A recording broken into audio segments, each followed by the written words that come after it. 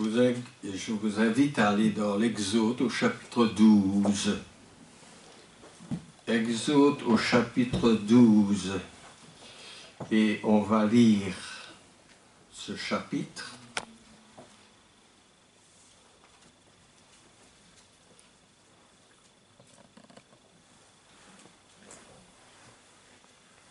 Non.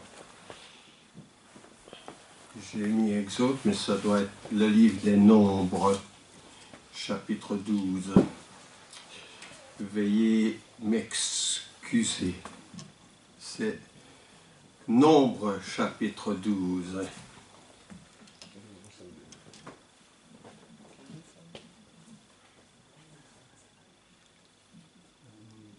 Je corrige tout de suite.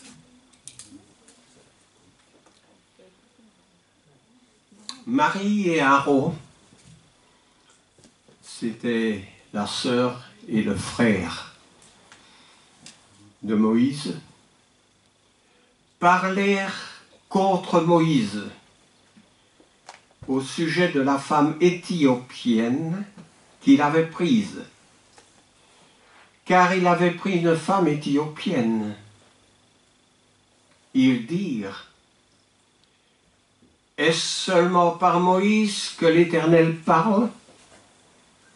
N'est-ce pas aussi par nous qu'il parle? Et l'Éternel l'entendit, parce que Dieu entend tout. Or Moïse était un homme fort patient, plus qu'aucun homme sur la surface de la terre. Soudain l'Éternel dit à Moïse, à Aaron et à Marie: allez vous trois à la tente d'assignation. Et ils y allèrent tous les trois. L'Éternel descendit dans la colonne de la nuée, et il se tint à l'entrée de la tente. Il appela Aaron et Marie, qui s'avancèrent tous les deux. Et il dit: écoutez bien mes paroles. Écoutez bien mes paroles. Lorsqu'il y aura parmi vous un prophète, c'est dans une vision que moi, l'Éternel, je me révélerai à lui. Et c'est dans un songe que je lui parlerai. Il n'en est pas ainsi de mon serviteur Moïse. Il est fidèle dans toute ma maison. Je lui parle bouche à bouche. Je me révèle à lui sans énigme. Et il voit une représentation de l'Éternel. Pourquoi donc n'avez-vous pas craint de parler contre mon serviteur Moïse? La colère de l'Éternel s'enflamma contre eux, il s'en alla. La nuée se retira de dessus la tente, et voici, Marie était frappée d'une lèpre, blanche comme la neige. Aaron se tourna vers Marie, et voici, elle avait la lèpre. Alors Aaron dit à Moïse: de grâce, mon Seigneur, ne nous fais pas porter la peine du péché que nous avons commis en insensé et dont nous nous sommes rendus coupables. Oh, qu'elle ne soit pas comme l'enfant mort-né dans la chair, dont la chair est à moitié consumée quand il sort du sein de sa mère. Moïse cria à l'Éternel en disant: ô Dieu, je te prie, guéris-la. Et l'Éternel dit à Moïse: si son père lui avait craché au visage, ne serait-elle pas pendant 7 jours un objet de honte? Qu'elle soit enfermée 7 jours en dehors du camp, après quoi elle y sera reçue. Marie fut enfermée 7 jours en dehors du camp, et le peuple ne partit point jusqu'à ce que Marie y fût rentrée. Après cela, le peuple partit de Hatséroth et il campa dans le désert de Paran.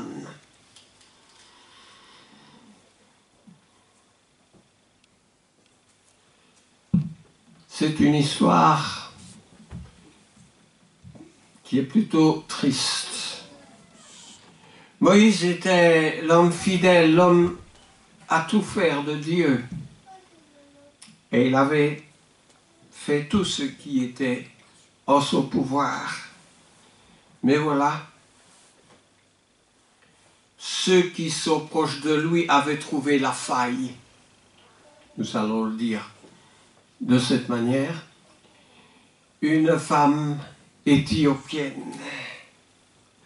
Alors, tout de suite, c'est une occasion pour dire, est-ce seulement par lui que Dieu parle? N'est-ce pas aussi par nous qu'il parle? Je pense que ça, c'était plutôt ce sujet-là qui était irritant pour Aaron, pour Marie peut-être,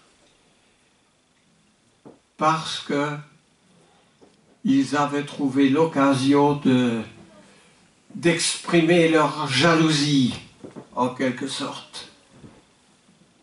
Mais nous voyons que Dieu ne laisse pas passer. Il ne laisse pas passer. Moïse était un homme fort patient. Moïse probablement, peut-être, aurait tout accepté. N'est-ce pas? Sans rien dire. Mais aux yeux de Dieu, ça ne passe pas. N'est-ce pas? L'Éternel descend dans la colonne, dans la nuée. Et il parle directement à Aaron et à Marie. Il s'exprime et il leur fait part de sa colère. Je ne sais pas à quel point la colère de Dieu touche Aaron et Marie. Mais l'Éternel va ne pas laisser passer ce moment, parce qu'au même moment, Marie est couverte d'une lèpre blanche. Et comme Paul dit aux Corinthiens, toutes choses ont été écrites pour nous servir d'exemple, non pas que Dieu va nous donner de la lèpre, mais montrer à quel point Dieu est sensible à, nous allons appeler ça, à des mesquineries, à une manière si ingrate de s'exprimer, alors que Moïse est un homme patient qui fait la volonté de Dieu. Il en est ainsi de mon serviteur Moïse, il est fidèle dans toute ma maison. Pourquoi donc n'avez-vous pas craint de parler contre mon serviteur, dit Dieu?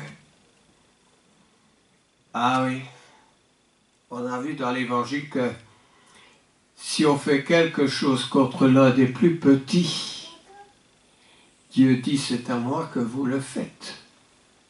N'est-ce pas? Et nous ne devons jamais perdre de vue que chaque chrétien est une personne représentative de sa famille, pour lesquelles nous devons agir avec respect. Quand nous allons dans d'autres chapitres, au chapitre 11, à 3, toujours dans le même chapitre, nous lisons, le peuple murmura, et cela déplut aux oreilles de l'Éternel.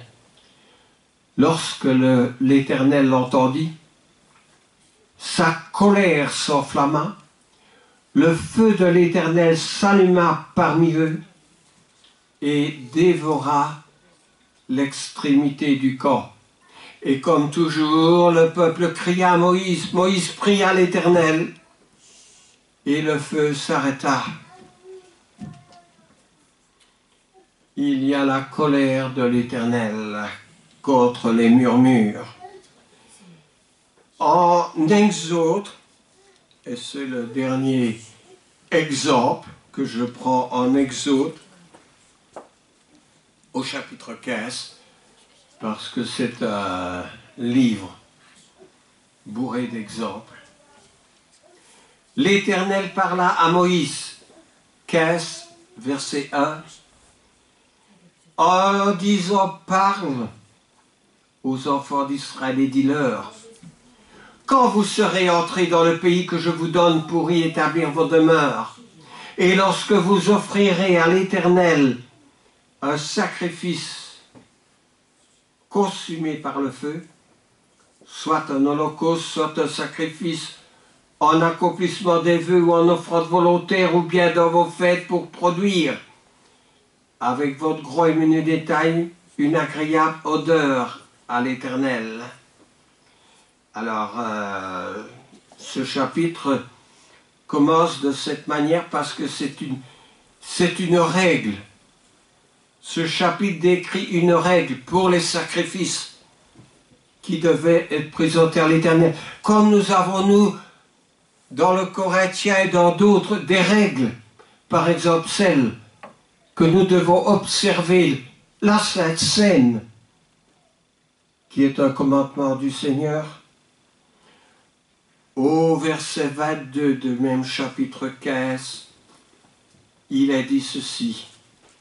Si vous péchez involontairement, en n'observant pas tous ces commandements que l'Éternel vous a fait connaître, tout ce que l'Éternel vous a ordonné par Moïse, depuis le jour où l'Éternel a donné des commandements, et plus tard dans le temps à venir, si l'on a péché involontairement sans que l'assemblée s'en soit aperçue, toute l'assemblée offrira un jeune taureau en holocauste d'une agréable odeur à l'Éternel. Alors je continue. Avec l'offrande et la libation, d'après les règles établies, il offrira encore un bouc. Le sacrificateur fera l'expiation pour toute l'assemblée. Et je continue. Au verset 26, il sera pardonné à toute l'assemblée des enfants d'Israël et à l'étranger en séjour au milieu d'eux, car c'est involontairement que tout le peuple a péché. Si c'est une seule personne qui a péché involontairement, elle offrira une chèvre, etc., etc., parce que ici, les règles devaient être observées scrupuleusement. Mais je ne veux pas m'éloigner du sujet qui porte l'accent sur les plaintes. Il y a les péchés que l'on fait involontairement, puis il y a aussi ceux qui viennent du cœur. Parce que Jésus dit, ce n'est pas ce qui entre dans la bouche qui souille l'homme, mais c'est ce qui en sort de la bouche qui souille l'homme. Et évidemment, les plaintes, les calomnies, toutes ces choses sortent de la bouche de l'homme. C'est dans le cœur que les calomnies, dit Jésus, prennent leurs racines en Matthieu au chapitre 15. Alors, l'apôtre Paul disait, dans une grande maison, il n'y a pas seulement des vases d'or et d'argent, mais il y a des vases d'une autre matière, des vases faits en bois, des vases qui ont une moindre valeur que des vases en or. Nous formons une maison avec chacun nos talents, avec chacun nos valeurs. Et nous sommes une grande maison en Christ. Mais bien souvent, nous ne pouvons pas nous empêcher dans nos paroles que celles-ci débordent et aillent à l'encontre d'un frère ou d'une sœur. Un prédicateur, une fois dans son assemblée, relatait, plus que se relater, il se plaignait du comportement de certains membres. C'était une petite église dans la campagne et ce que je vous décris est une histoire vraie. Et il ne cessait de se plaindre des fidèles. Et bien souvent, trop souvent, il avait son mot à dire. Je dis cela pour vous montrer que ce n'est pas seulement le plus petit vase de moindre valeur dans une assemblée qui a un comportement répréhensible, mais le prédicateur peut aussi, lui, être victime d'une faiblesse. Alors, il avait invité ce que nous appelons un collègue, un autre prédicateur, pour donner une série de conférences. Et après ces conférences, en terminant, le pasteur se plaignait à son tour à l'autre pasteur de son assemblée. Il n'était pas content de son assemblée. Et il dit à cet autre pasteur, « Mais vous n'avez pas la moindre idée de la manière dont les membres de mon église me traitent. » Et l'autre pasteur le regarde et lui posa deux questions. La première était celle-ci. « Vous ont-ils déjà craché au visage ?»« Non !» répondit le pasteur. « Ils n'ont jamais été aussi loin. » « Vous ont-ils battu ?»« Oh non !»« Vous ont-ils jamais couronné d'épines ?» À cette question, le pasteur courba la tête et l'autre pasteur continua en disant, « Eh bien, notre maître fut traité de cette manière.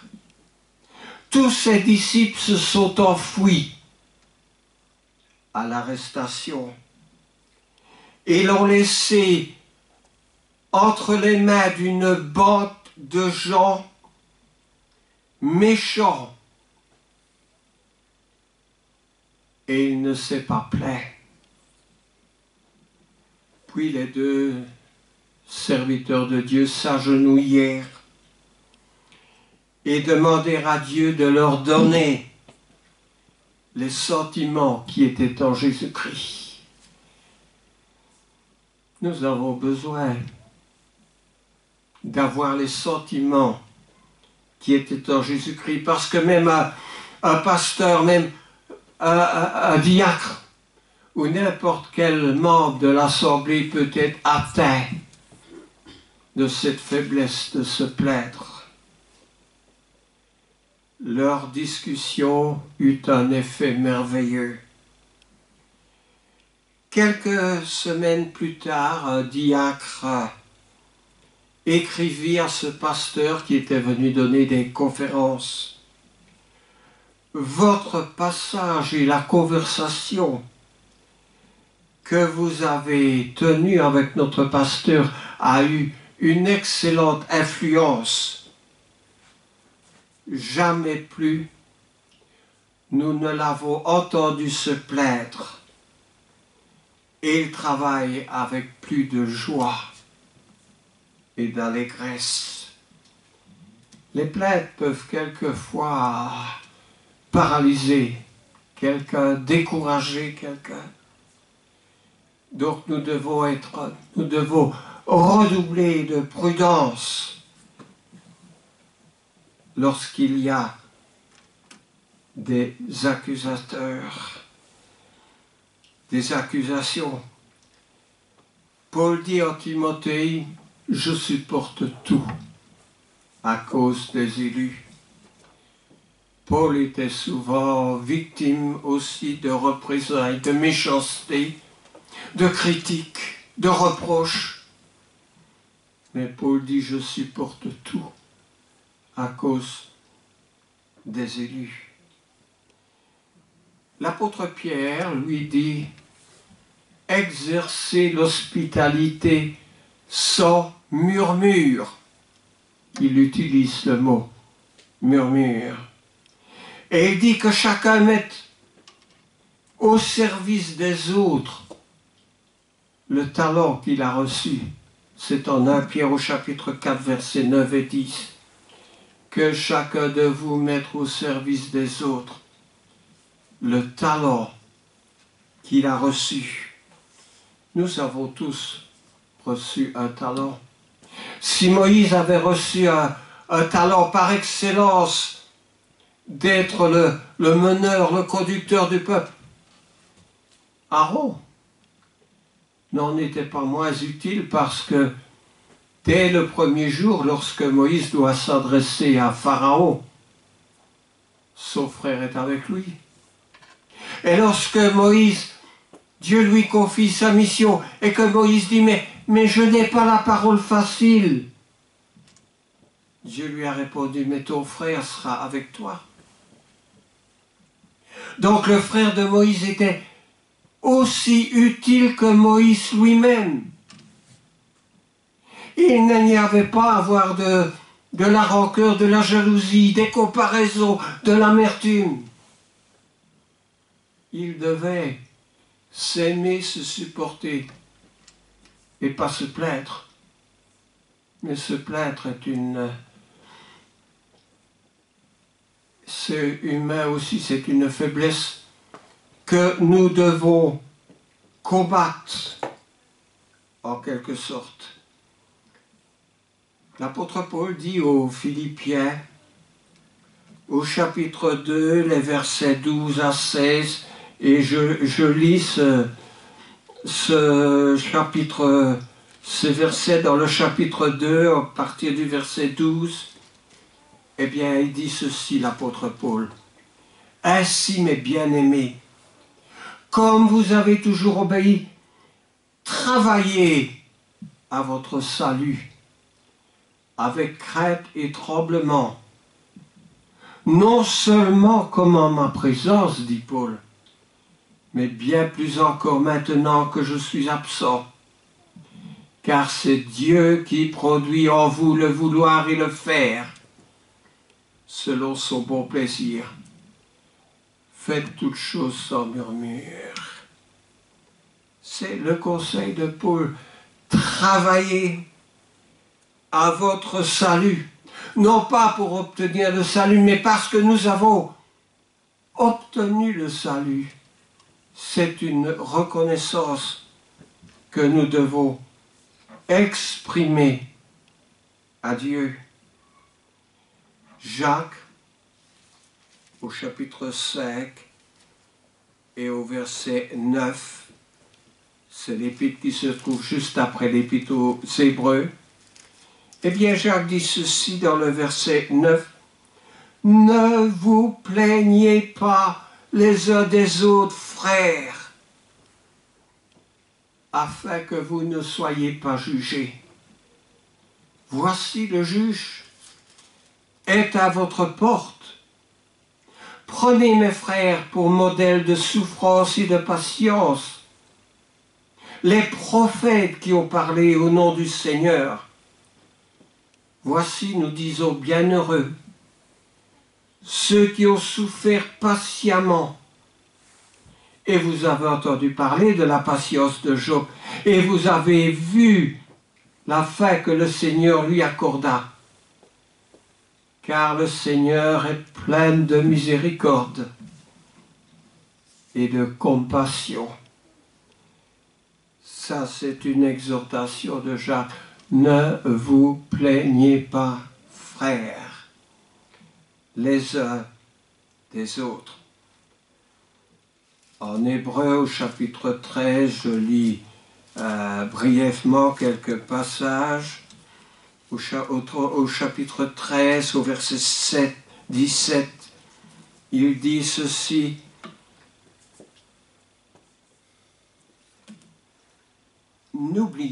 D'abord, il dit, n'oubliez pas la bienfaisance et la libéralité, car c'est de tels sacrifices que Dieu prend plaisir.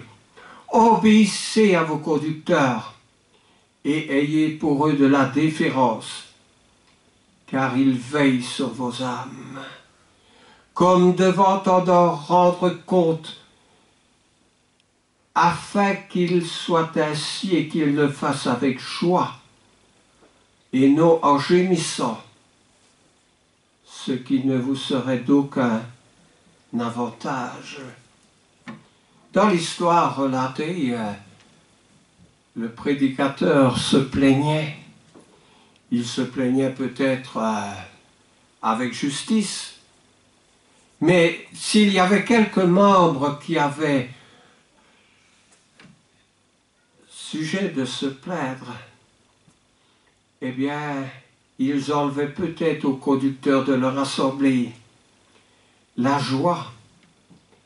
Et il arrive ce que dit le passage, il gémissait ce qui ne lui était d'aucun avantage. Job ne s'est pas plaint. Moïse non plus n'a pas gémi. Encore moins l'apôtre Paul, quand il relate qu'il a reçu 40 coups moins un, qu'il a été battu, de verge qu'il a été méprisé. Il décrit son état, mais il continue son travail, sachant que c'est pour le salut du monde, pour le salut des âmes. Ce sont des frères qui sont cités en exemple. Alors, aussi, dans le Thessaloniciens au chapitre 5, voyez dans la Bible à peu près partout, il y a des exhortations pour aider à combattre ce genre de faiblesse qui se trouve parmi le monde. En 1 Thessaloniciens chapitre 5, il dit « Nous vous prions, frères, d'avoir de la considération pour ceux qui travaillent parmi vous. » Et c'est ainsi que Aaron, Marie et tous ceux qui critiquaient Moïse devaient montrer de la considération pour ceux qui travaillent parmi vous, qui vous dirigent dans le Seigneur et qui vous exhortent. Ayez pour eux beaucoup d'affection à cause de leurs œuvres. Soyez en paix entre vous.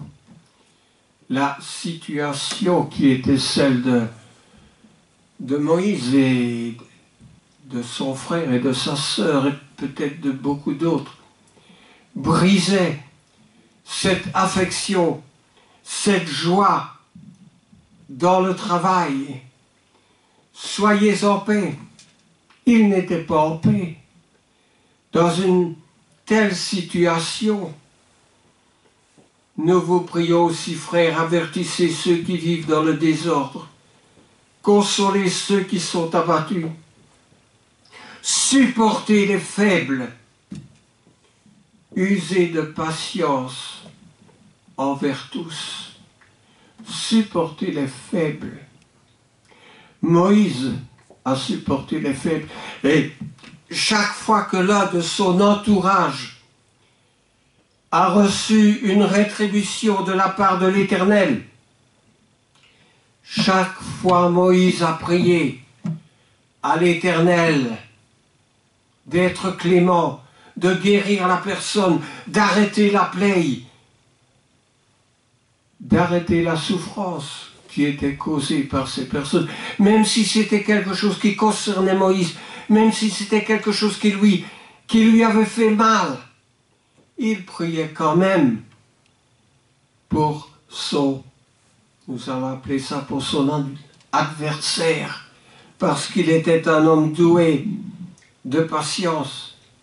Prenez garde que personne ne rende à autrui le mal pour le mal, mais poursuivez toujours le bien, soit envers vous, soit entre tous, dit l'apôtre. Poursuivez le bien. Alors, on a vu beaucoup de situations tout au long de la Bible.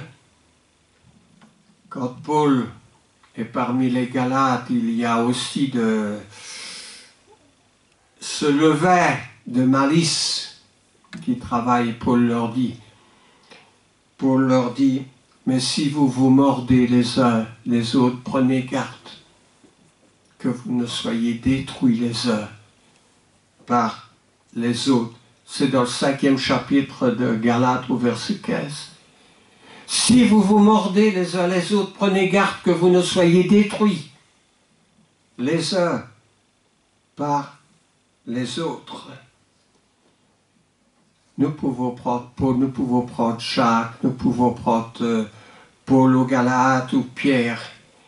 Ils nous enseignent tous de la modération. Et le Seigneur Jésus va plus loin, il va à la racine, il dit, c'est de votre cœur que sortent ces mauvaises pensées parmi vous. Alors, nous devons nous examiner nous-mêmes, comme la Bible le dit tellement de fois. Examinez-vous vous-même. Il y a aussi une autre occasion où Jésus est avec ses disciples. Et il y a une femme qui vient et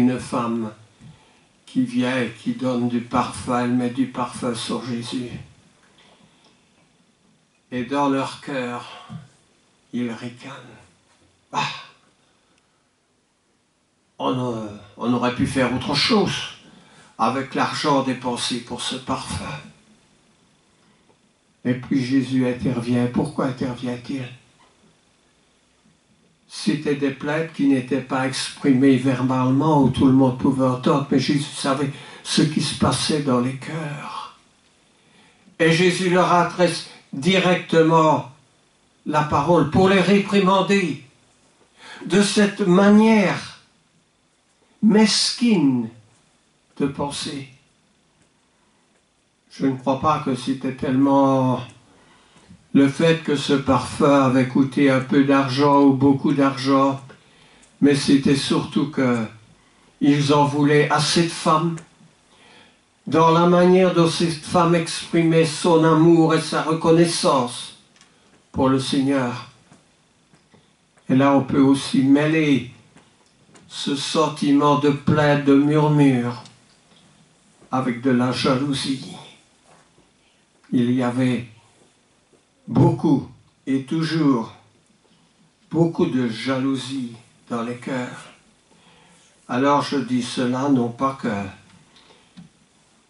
il y ait quelque chose, il y ait quelques plaintes parmi cette église, mais un prédicateur se doit toujours parmi ces sermons, d'attirer l'attention de l'église sur le danger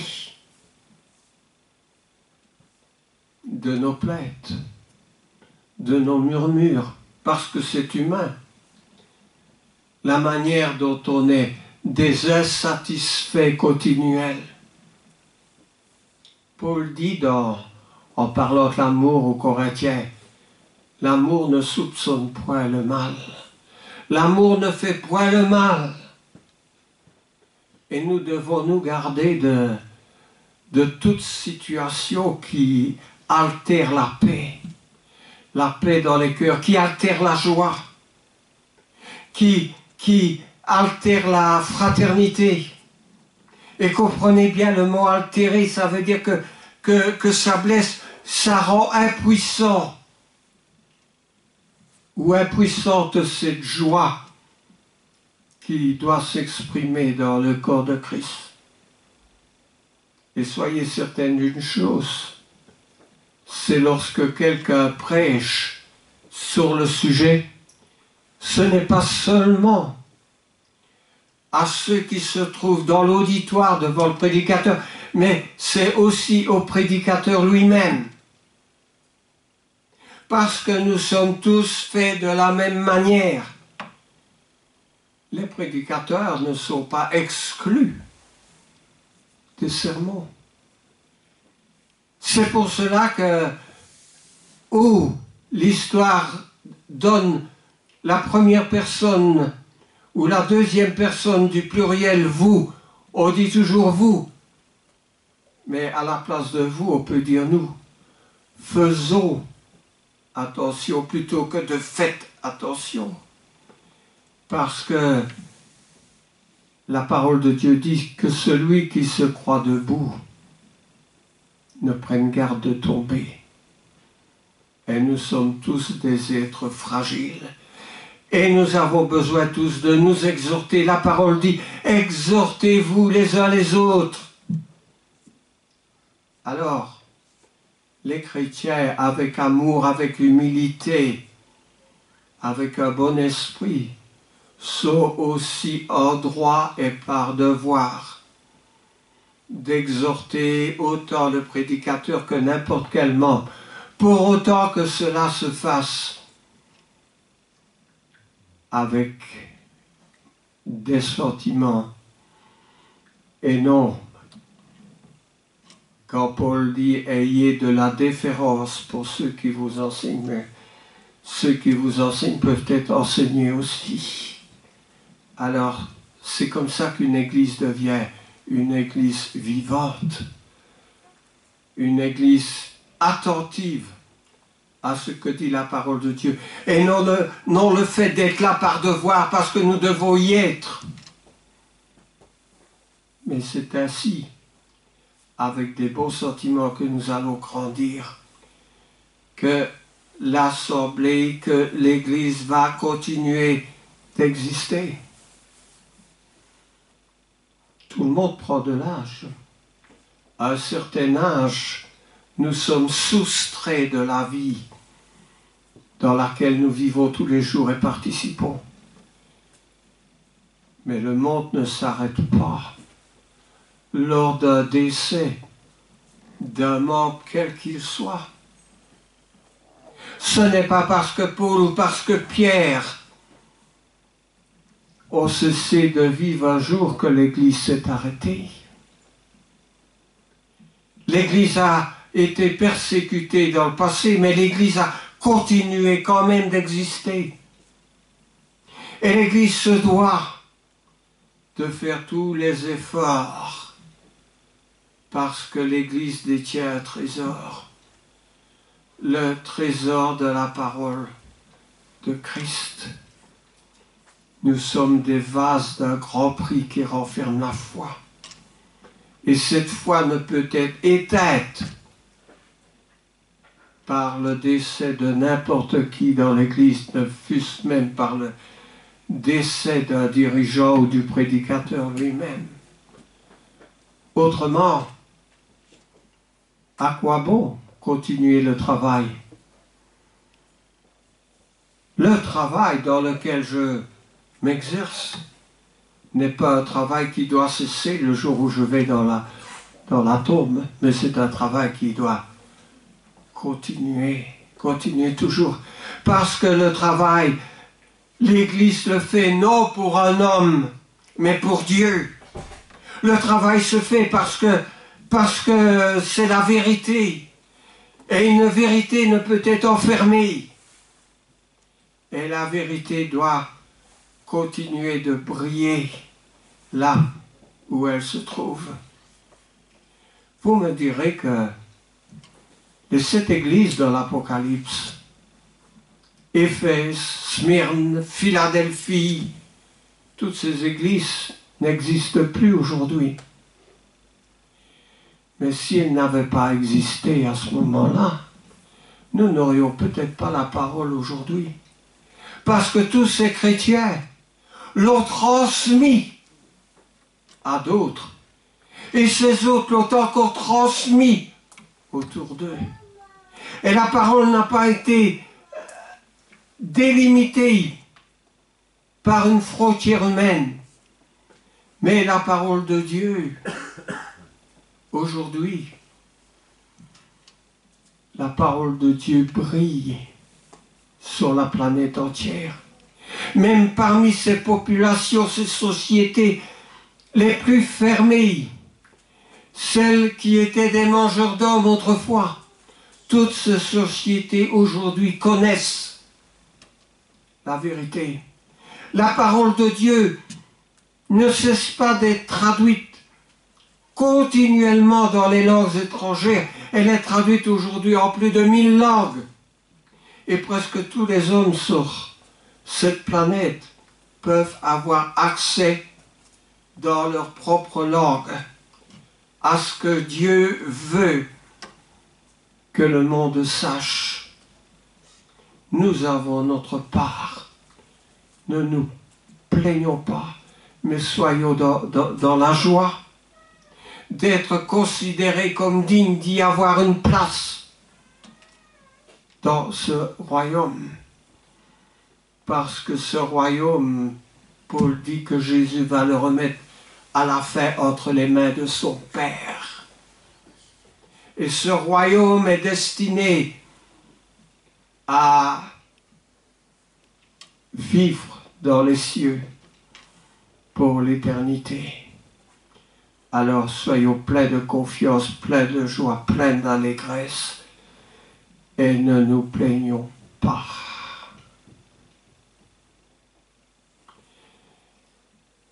Oui, il faut qu'un tel message soit aussi prêché comme beaucoup d'autres messages.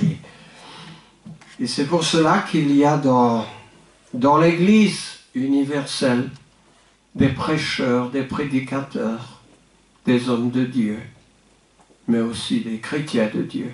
Amen.